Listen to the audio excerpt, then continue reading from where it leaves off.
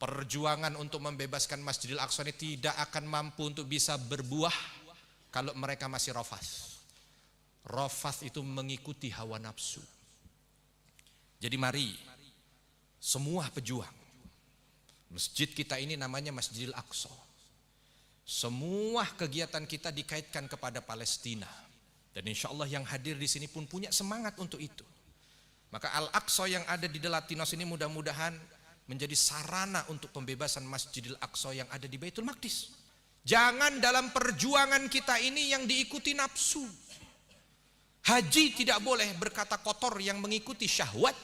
Maka perjuangan membebaskan Masjidil Aqsa akan hancur kalau diikuti syahwat. Maka hilangkan itu. Segala hal yang sifatnya syahwat, entah syahwat duniawi apapun bentuknya, jabatan, harta, wanita, kekuasaan, hilangkan itu. Memang murni bukan karena apa, tapi karena Allah Subhanahu wa taala.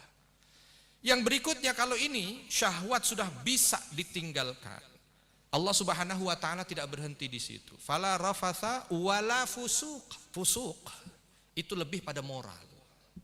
Maka bagaimana bagi seorang pejuang pembebas Baitul Maqdis, yang harus dijaga itu adalah akhlaknya.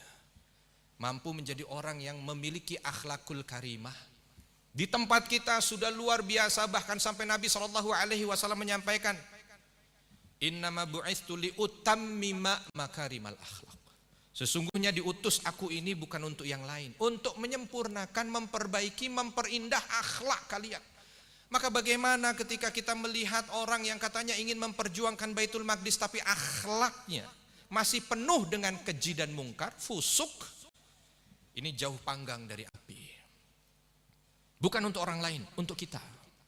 Nggak usah tunjuk kanan kiri, kita. Mari kita perbaiki akhlak. Ketika kita sudah mampu untuk menjauhkan syahwat, lalu memperbaiki akhlak, ditambah wala jidal. Jangan saling debat. Jangan saling berantem sendiri. Ini katanya pejuang Baitul Maqdis, katanya ustaz, katanya dai, katanya aktivis, katanya jamaah yang sama-sama ingin memiliki cita-cita murni memerdekakan Masjidil Aqsa dari cengkeraman dan kezaliman penjajah, tapi berantem sendiri-sendiri. Tidak akan mungkin hadir kekuatan itu. Dan Aqsa tidak butuh dengan orang yang masih memiliki ego tinggi, berkelahi satu dengan yang lain, marah-marahan satu dengan yang lain. Bukan apa-apa, Aqsa tidak butuh. Maka kita yang harus mampu untuk bisa melihat itu. Jangan-jangan Aqsa ini tidak merdeka sebab saya sendiri masih gontok-gontokan dengan di sana. Yang katanya sama-sama orang bergerak di bidang dakwah, sama-sama ustadz, sama-sama jamaah, sama-sama, hanya karena perkara kecil saling menjauh, bermusuhan. Teriak kita di sana, bebaskan Aqsa, teriak di sini, kecilkan, dan lain sebagainya. Bahkan sampai dengan urusan apapun yang kita teriakkan dalam setiap kesempatan, entah demo lah, entah apa, kalau kita tidak mampu untuk bisa mengerdilkan ego kita ini, mengecilkan ego kita, saling membuat persahabatan, tidak akan mungkin itu bisa terlaksana. Lalu dilanjutkan, wa ma taf'alu min khairi ya'lamullah, dan apa-apa yang kalian perbuat dari segala macam perbuatan baik Allah mengetahui. Maka baru setelah itu kita melangkah step demi step untuk melakukan segala macam perbuatan baik yang bisa menghantarkan pada kemerdekaan Masjidil Aqsa, kemerdekaan Palestina. Tapi harus diawali fala rafatha wala fusuqa wala jidala. 3 hal ini bisa. Wa ma taf'alu min khairin ya'lamullah. Baru tahapannya begitu. Kita mau melakukan berbagai macam action kebaikan, insya Allah Allah akan menyertai. Wa tazawwadu, tapi ingat, bekal penting. Kalau tidak dibekali, azam kadang-kadang nggak jalan. Niat apalagi jauh masih. Oleh sebab itu berbekal. Fa inna khairaz zadit taqwa, dan sebaik-baik bekal itu adalah takwa.